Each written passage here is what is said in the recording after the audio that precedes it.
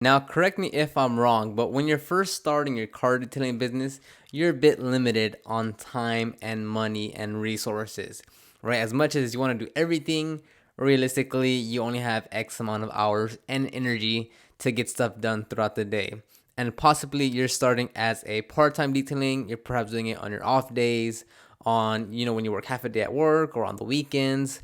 Or perhaps even if you are doing this full time, you're booked out with work and you hardly have time to do anything else but detail, but to wash your towels for the next day, do a bit of administration work, and then go on with your day and do everything else.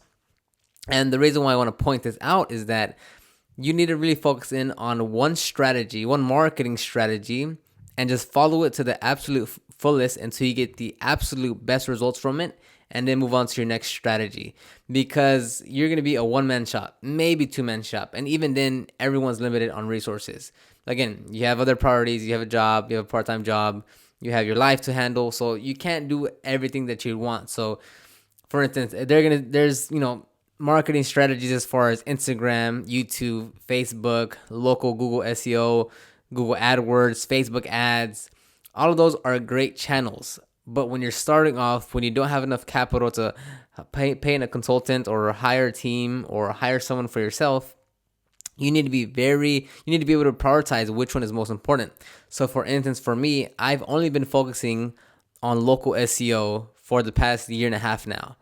If you look at my Instagram and my Facebook account, it's completely dead. There is no activity on there whatsoever for the past 2-3 years because I just don't have enough time and energy to go all in on those channels as well. Now, could I post here and there, a couple photos here, a couple photos there, and do a bit of work? Yeah, of course. But instead of just, doing half-ass work on one, doing half-ass work on the other, I might as well just completely focus in on one channel and do that until it's completely optimized till I'm squeezing out as much juice as I possibly can, and then move on to the next one. Because if you're putting in 40% of your work here, 20% of your work there, 20% of your work there, 10% of your work there, then you're not really maximizing each channel that you possibly can.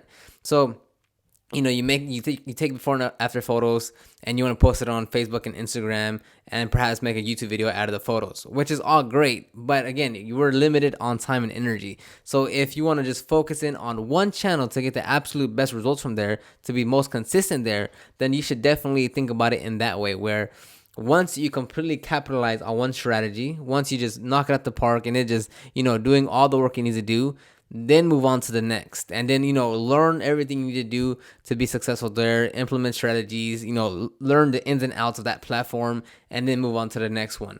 So once I'm done with, not done, but once I feel I'm at a comfortable level with local SEO in Google, then I'll move on to some other strategy, whether it be paid ads, whether it be Instagram, whether it be YouTube videos. I'm not sure. As of right now, it looks like I'll be moving towards YouTube videos, still within SEO, but my main goal would be to rank YouTube videos within Google. So right now I'm focusing on Google, local SEO, which is just getting my website ranked on the first page of Google.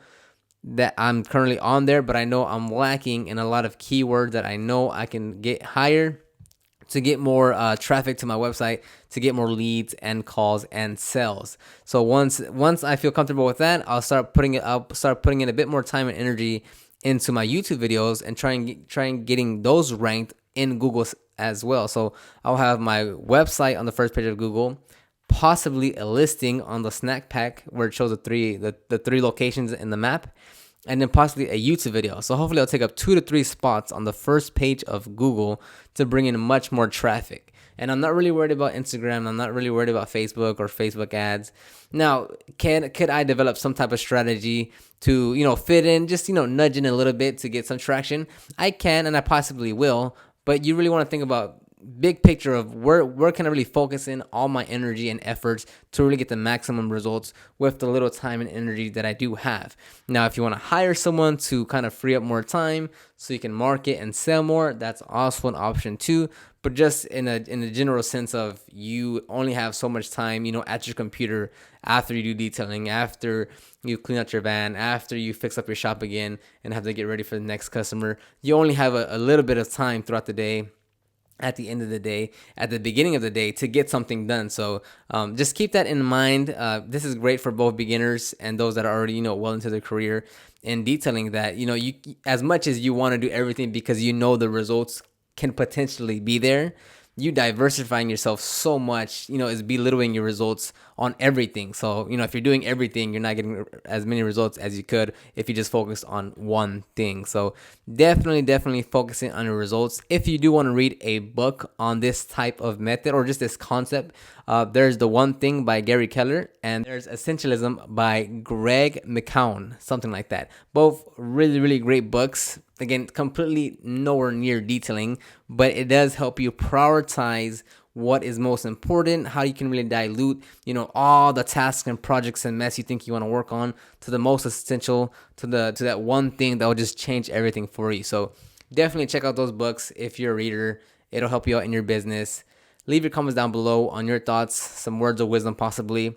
Check the description box down below if you want to start or grow your car detailing business, and then I'll see you on the next one.